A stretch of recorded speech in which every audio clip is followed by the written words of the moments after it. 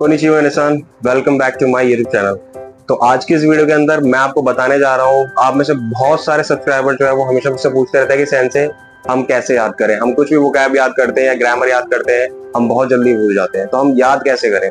तो आज की इस वीडियो के अंदर मैं आपको यही बताने जा रहा हूँ कि आप किस तरीके से वोकैब को याद कर सकते हैं, और वो भी बहुत ही सिंपल तरीके से। आपको सिर्फ एक बार याद करना है और उसके बाद आप अगर उसे नहीं भी पढ़े दोबारा, तब भी वो आपको लंबे टाइम तक याद रहेगा। तो आज की वीडियो के अंदर मैं अपने खुद के पर्सनल एक्सपीरियंस को जो है वो शेयर करने जा रहा हूँ कि किस तरीके से मैं जो है अपनी खुद की पढ़ाई करता हूँ। मैं खुद स्टडी करता हूँ, तो किस तरीके से मैं वोकैब याद करता हूँ, किस तरीके से फर्दर चीजें याद करता हूँ। तो वीडियो को बिल्कुल भी स्किप मत करिएगा। वीडियो को स्टार्ट करते हैं और देखते हैं कौन से वो 10 वर्ड हैं और हम किस तरीके से, क्या मेथड है, किस तरीके से हम उसको याद करेंगे बहुत ही सिंपल वे में। तो चलिए वीडियो की शुरुआत करते हैं। तो सबसे पहले देखो, मैं जो बता रहा हूँ किस तरीके से आपको वोकैब पढ़नी है, वोकैब पढ़ने का एग्जैक्टली तरीका जो मैं खुद पर्सनली यूज करता हूँ वही बताने जा रहा हूँ आज की वीडियो के अंदर। 10 वोकैब हम डिस्कस करेंगे और इन 10 वोकैब को मैं गारंटी दे रहा हूँ कि आप इन 10 वोकैब को इस वीडियो को देखने के बाद याद कर लोगे, याद हो जाएगा और ये फिर आपके दिमाग से भी निकलने वाला नहीं है। देखो, सबसे पहले जो यहाँ पे मैंने एक वर्ड लिखा है, ये है योबिमास। तो एक वर्ब है। योबिमास का मतलब क्या होता है? इंग्लिश में होता है कॉल, यानी कि हिंदी में बात करें तो इसका मतलब बुलाना या पुकारना। ठीक है। तो देखो, मैं किस तरीके से पढ़ता हूँ, वोकैब किस तरीके से याद करता हूँ, उसका बहुत सिंपल सा तरीका ये है कि हमें पहले तो जो भी जापानीज वर्ड है उसको एग्जैक्टली उसका मीन समझना है कि उसका मीन क्या है। इंग्लिश में कई बार जो हम उसका मीन होता है हम वही समझ लेते हैं, बट मैं यही कहूंगा इंग्लिश के मीन को भी क्रॉस चेक करें कि उसका मतलब है क्या एग्जैक्टली। ठीक है।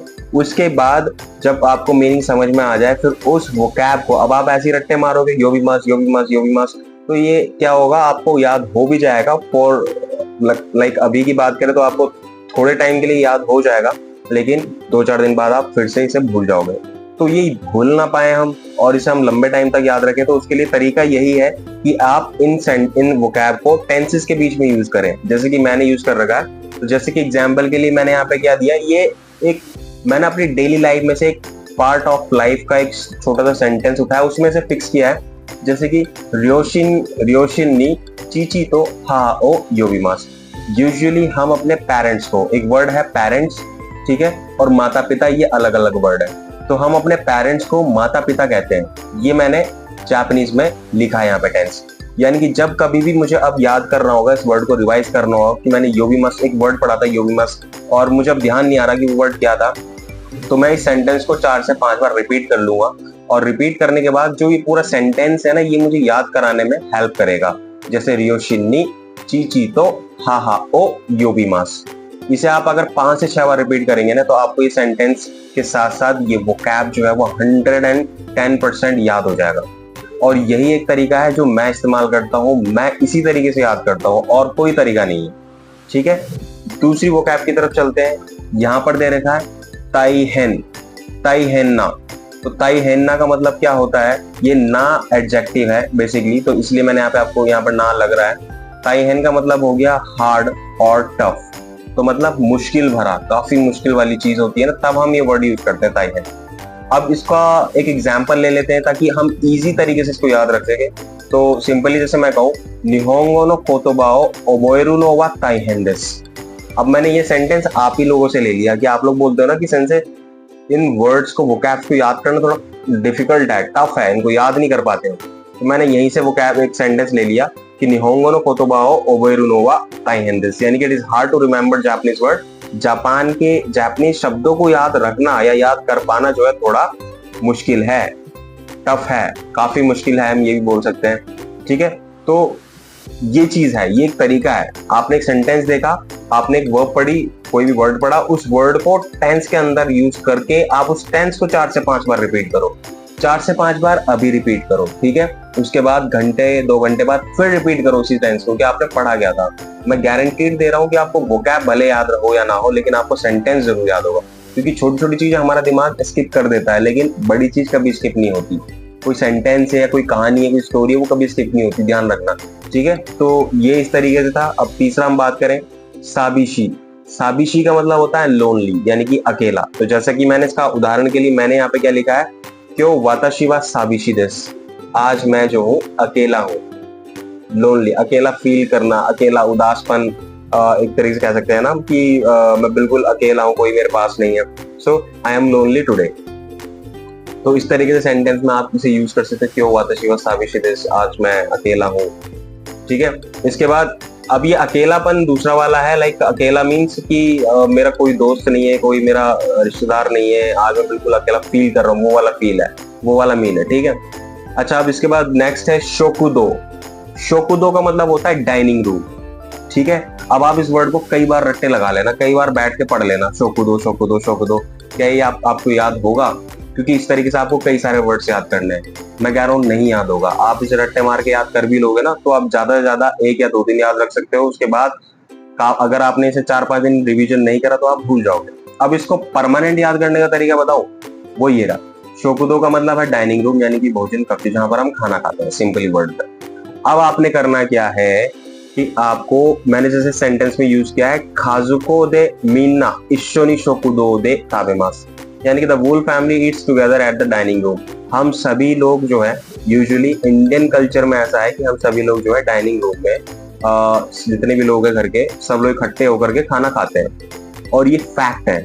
ठीक है, तो हमें ये पूरा सेंटेंस को बस याद करना है, एक बार इसकी वर्डिंग करनी है अपनी टंग पर, सो दैट हमारी टंग जो वो हैबिचुअल हो पाए इस चीज की। ठीक है, जैसे काजुको दे मिन्ना इशोनी शोकुदो दे ताबेमास।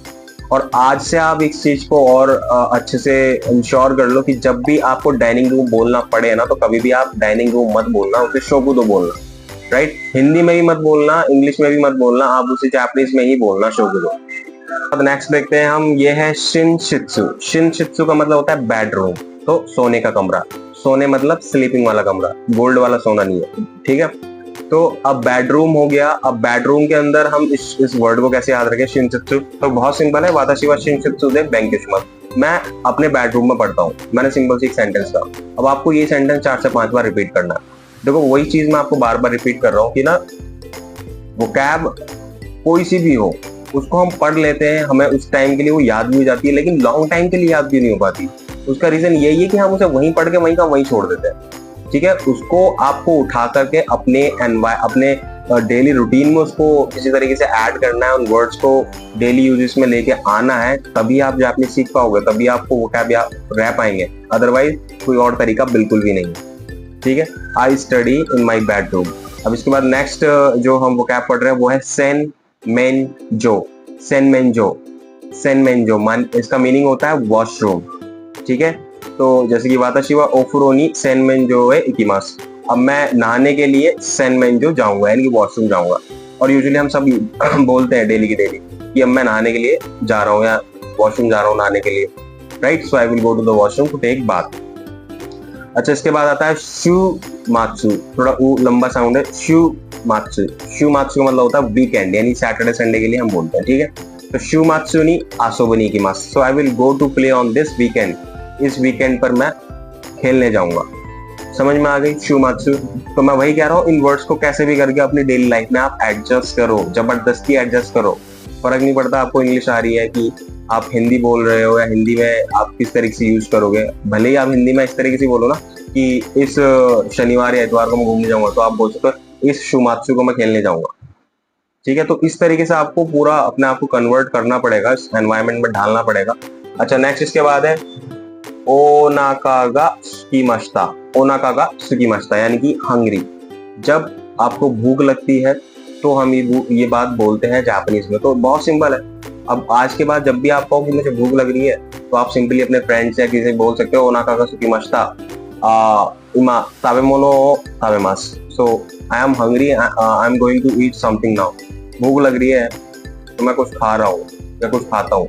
तो आप अपने फ्रेंड से भी अगर बात कर रहे हो ना, तो बोल सकते हो कि यार भूख लग रही, चल कुछ खाते हैं। ओनाकागा सुकिमाशिता नो दे तो जा तो ताबेमाशो, इस तरीके से बोल सकते हैं। राइट, तो इन्हें यूज करो, बोलो, तभी बोल पाओगे आप। वही चीज मैं बार बार कह रहा हूँ। नेक्स्ट इसके बाद आता है सुवारीमास। सुवारीमास का मतलब होता है सिट डाउन, यानी कि बैठना। तो जैसे मैं कहूँ वाताशी वा इसु नि स्वाते बेंक्योशिमास, I sit on the chair and study, मैं कुर्सी पर बैठकर तब पढ़ता हूँ। ठीक है, एंड इसके बाद आई थिंक ये लास्ट है रियोशी। तो रियोशी वर्ड यूज होता है बार वर्ड के लिए। ठीक है, जो सैलून पे हम जाते हैं, नाई, हिंदी में हम नाई बोले और इंग्लिश में बार्बर हो गया, तो बार्बर के लिए हम ये वर्ड यूज करते हैं रियोशी। तो वाताशी नो ऊची नो चिकाकू नी रियोशी गा सुंदेइमास। जैसे मैं कहूँ मेरे घर के पास में एक बार्बर रहते हैं, राइट। तो इस तरीके से आप ना सेंटेंसेस को जो है आई मीन किसी भी वर्ब को, किसी वर्ड को यूज करके एक सेंटेंस बनाएं और उस सेंटेंस को 4 से 5 बार रिपीट करें, एक सेंटेंस को फिक्स करके।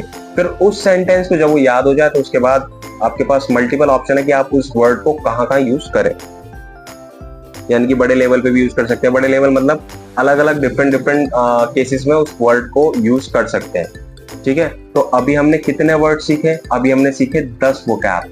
अब कौन से सीखे इनका मैं क्विक रिव्यू करते हैं। सबसे पहले तो हमने ये 5 वोकैब सीखे हैं आज की इस वीडियो के अंदर। योबिमास, ताइहेन, साबिशी, शोकुदो, शिनशित्सु।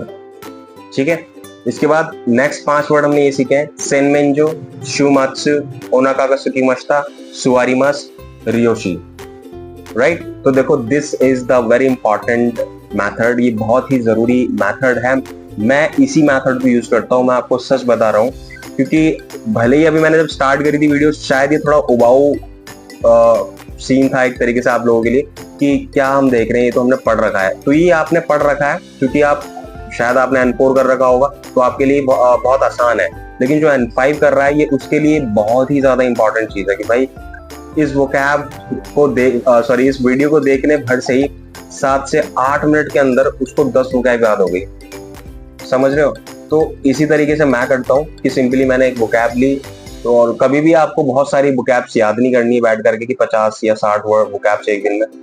कोई भी वोकैब्स है, 10 वोकैब्स लो, आराम से पढ़ो, समझो, टेंस बनाओ, यूज करो और उस टेंस को रिपीट करो कई बार, 4 बार, 5 बार।